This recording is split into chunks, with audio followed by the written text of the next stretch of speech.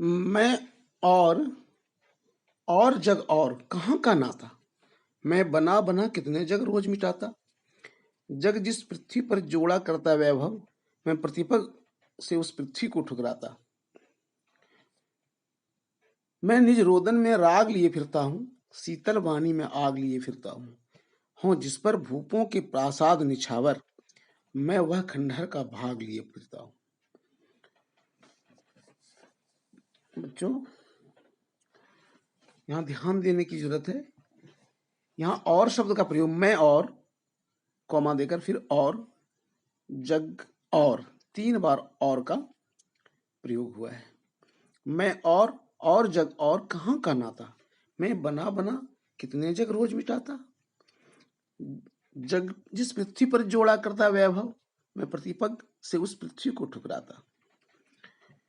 तो कवि कहता है कि मैं और ही हूं।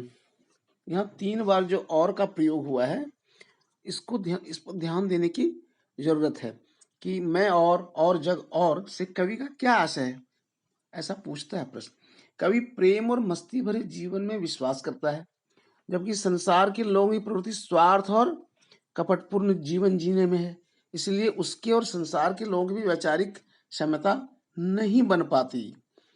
यहाँ यमक अलंकार है, तीनों और का जो अर्थ है वह अलग अलग है। बच्चों, इसमें ध्यान देने की जरूरत है कि तीनों का अर्थ अलग अलग है। मैं और, कवि कहता है मैं संसार से अलग हूं। यहाँ और का अर्थ पृथक है। वह कहता है जग अलग है, यानी विशिष्ट है। वह जग विशिष्ट है। मैं और जग और जग और एक और का अर्थ है एवं तथा के रूप में। तो इस तरह से 3 अर्थ में यहाँ पर और का प्रयोग है। जब एक शब्द बार बार आए और अलग अलग अर्थ हो तो वहां पर यमक अलंकार होता है। यहाँ यमक अलंकार है। मैं और जग और, कहाँ का नाता, कोई नाता ही नहीं, कोई रिश्ता ही नहीं, संबंध ही नहीं, क्योंकि मैं कुछ हूं और दुनिया कुछ है। दुनिया मेरी बात नहीं समझती। तो मैं बना बना कितने जग रोज मिटाता। कभी कहता मैं बना बना कर रोज कितने जग मिटाता हूं। यहाँ बना बना जग मिटा तात्पर्य क्या है? इसका तात्पर्य कवि अपनी रचनाओं में समस्त सामाजिक परिस्थितियों एवं गतिविधियों का अंकन करता है, जिसके अंतर्गत अच्छाइयों का भी वर्णन होता है और बुराइयों का भी। वह अच्छाइयों एवं जीवनोपयोगी बातों का समर्थन करता है और जीवन के लिए अहितकर बातों को निरस्त कर देता है। वह सिर्फ भलाई की बात करता है, सच्चाई की बात करता है, अच्छाई की बात करता है, निस्वार्थता की बात करता है, परमार्थ की बात करता है। जबकि दुनिया स्वार्थ की बात करती है, कटुता की बात करती है। कवि का स्वाभिमान दुनिया से टकरा जाता है, मील नहीं खाता। इसलिए कहता है मैं और जगह और, कहाँ का नाता, कोई संबंध ही नहीं है, दुनिया समझती ही नहीं है मेरी बात।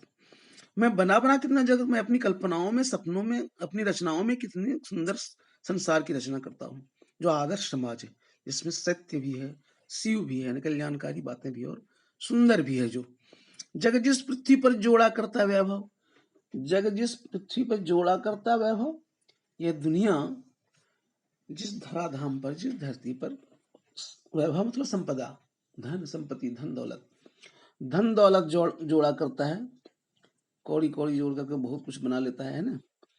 तो कहता है कि भौतिक वैभव जो है वह समृद्धि को ठुकराने की बात करता हुआ कहता है कि दुनिया जिस धरती पर वैभवशीलता को प्राप्त करने के लिए स्वप्न संजोती रहती है, मैं उस धरती को और उसके वैभव को ठुकराता चलता हूँ।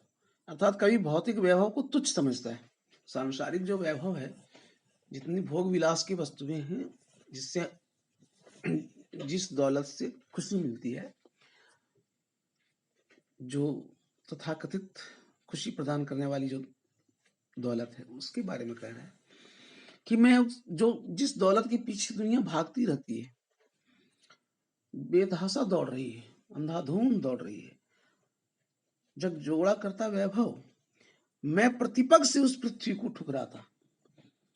कवि कहता है कि मैं भौतिक वस्तुओं को तुच्छ समझता हूँ, अपने पग मतलब कदम, अपने पैरों से ठोकर मारता हूँ उस धरती को, उस पृथ्वी को। ऐसे वैभवपूर्ण धरती मुझे नहीं चाहिए, ऐसी वैभवपूर्ण धरती नहीं चाहिए मुझे। इसका मतलब है कवि निष्प्रिय है, कामना रहित है, वह जितना है उसी में संतुष्ट है, वह धन जोड़ने की लालसा से नहीं जी रहा है।